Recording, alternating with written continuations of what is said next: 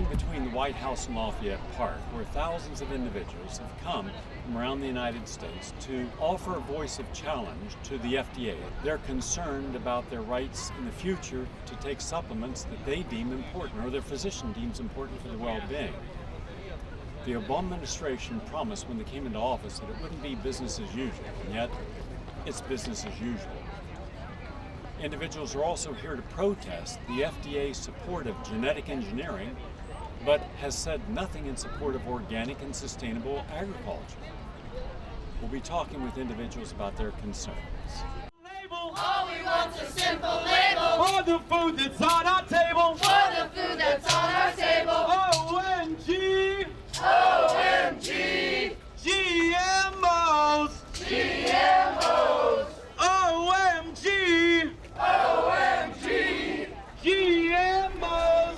GMOs! These GMOs have got to go!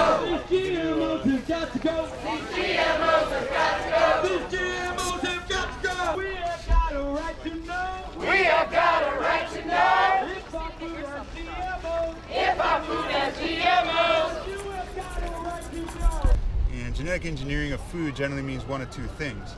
Either it's been engineered to withstand high doses of weed killer, so there's more weed killer residues in our food, or there's been insecticide that's been engineered to be expressed in every single cell of a crop, such as BT corn. And the FDA is basically a classic example of revolving door regulatory capture, where they handpick the appointees of the industry, the biotech industry, which is basically the pesticide industry, which has bought the seed industry, which is engineering resistance to its pesticides so that they can sell both the seeds and then the pesticides. Basically, it's their people. They bought off both parties. They get their hand-picked people in FDA, EPA, USDA, and give them a green light and a free pass to market and peddle these unproven, they've not been proven safe, to give them a green light into the American market. And basically, there's a huge experiment underway to see, well, what happens when a whole generation of Americans eats low doses of whatever these foreign insecticidal compounds are, or compounds that enable high doses of weed killer. There's this huge experiment, and we do not have the right to opt out of it. We want President Obama and his administration to uphold his promise to enact mandatory labeling of genetic engineering. Every country in Europe, Japan, over 50 countries around the world have mandatory labeling of genetic engineered foods.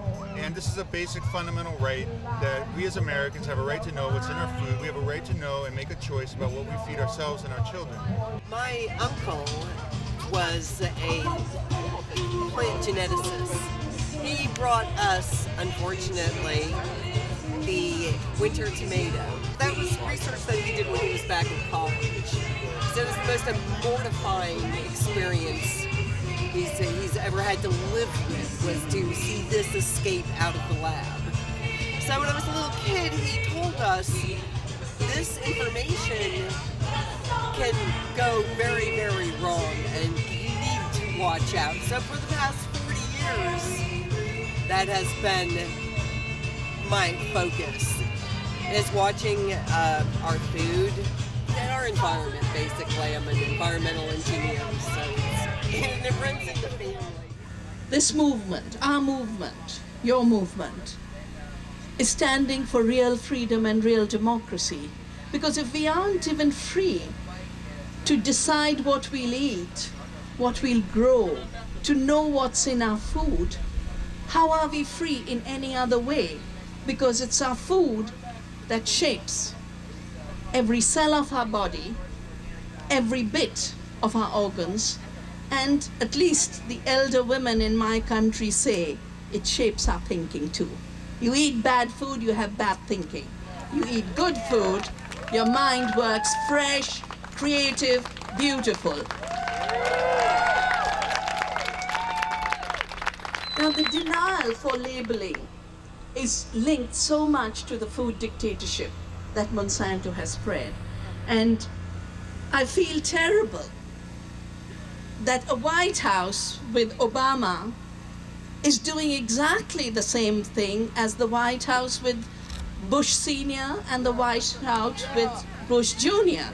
I've just been given this wonderful T-shirt which reminds us of what President Obama said in 2007, it's from Food Democracy Now!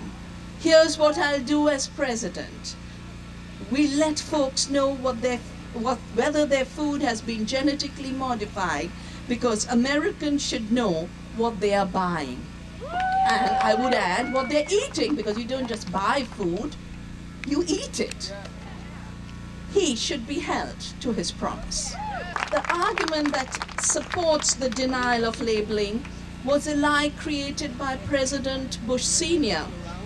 when we managed to get the Convention on Biological Diversity through at the Earth Summit in '92, and we managed to get a biosafety protocol commitment under Article 19.3 of that convention. President Bush Sr. walked out and said, I will not let my biotech industry be regulated. And the instrument for deregulation was a scientific lie called substantial equivalence. We will pretend GM foods are the same as organic foods and conventional foods. And therefore we will not look for safety, we will not allow regulation, and we will definitely not allow labeling. Substantial equivalence is a lie, because if the same company can claim that they've done something new and claim a patent, they can't deny that they've done something new when it's an issue of responsibility to citizens to let them know what's in that food.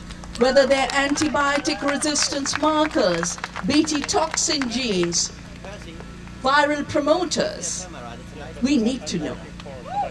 We have a right to know. Then another lie is it doesn't matter how food was produced. You should look at product and not at process. But we in the organic movement know it makes a difference how food is produced. That's why we have process labeling. And organic labels are there. But we also need to know what's not organic. And the moment food is genetically modified, it's not organic. The onus just can't be on the organic movement. It must be on the polluters, contaminators, and toxic drug pushers in our food system. First, they claim they were going to feed the world, but their crops do not produce more yields. In India, they claimed 1,500 kilograms of cotton per acre. The average is 300 to 400. And we get that through organic.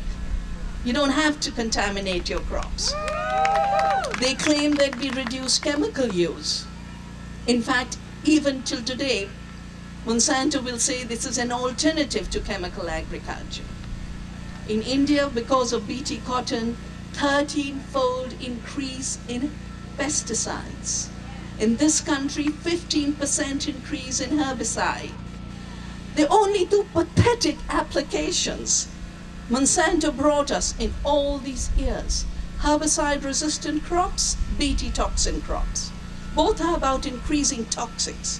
One was supposed to control weeds, the other was supposed to control pests. What they've given us is super weeds, between 12 to 15 million acres of this country lost to farming because of weeds that now need Agent Orange to be sprayed. And in India and China, 12-fold increase in pests, new pests and resistant bollworm. So chemical use hasn't gone down. Instead of controlling weeds and pests, we have super weeds and super pests. And now they claim, oh, we will give you climate resilient crops to deal with climate change. No, they can't create climate resilience through genetic engineering. They just steal it from our farmers who've done this job so much better. The most significant issue is genetic engineering is linked to patents. That's the only reason they're doing it.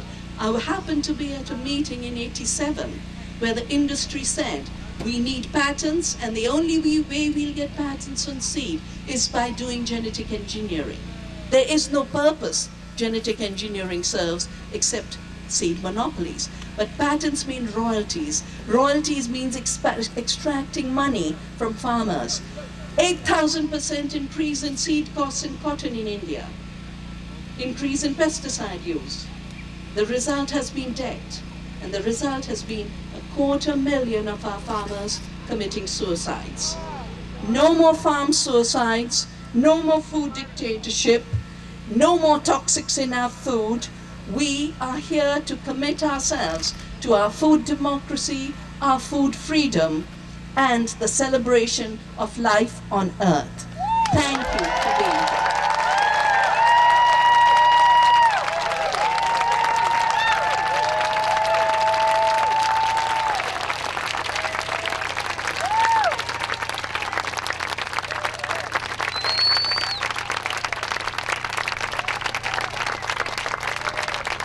In Haiti, after the earthquake, Monsanto donated seeds to a country that was on its knees. And do you know what happened?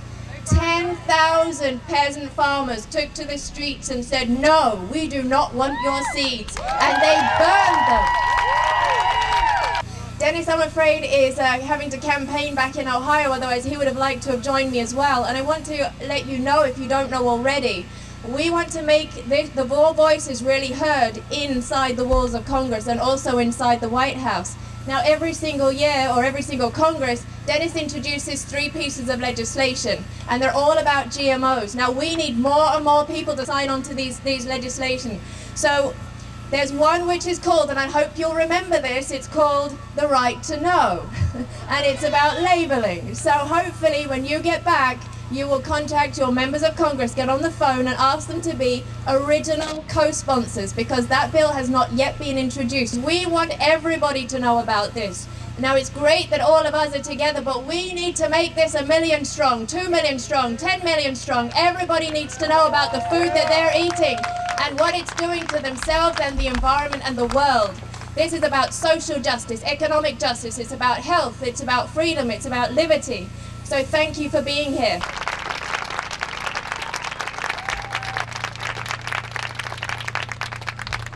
I think we got to realize this is a lot bigger issue than just the health, which there is no health issue. This one determination that this was safe, and they never looked back, but there's a lot of health questions, but this is an ethical and moral issue, and it's one that the churches are really just finally starting to wake up to.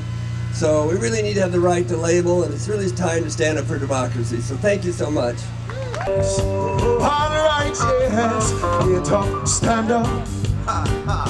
Stand up for your rights. Oh gosh, yes, get up, stand up. Don't give up the fight. Don't give it up. Get up, stand up. Stand up for your rights. Oh gosh, yes, get up, stand up. Don't give up the fight. Preacher man, don't tell me heaven is under the earth. I know you don't know what life is really worth. You see, all that glitters gold, half the story has never been told. Somehow you see the light. Stand up for your rights. Come on. Get up, stand up. Be brave now. Stand up for your rights. Get up, stand up. Don't give up the fight. Say don't.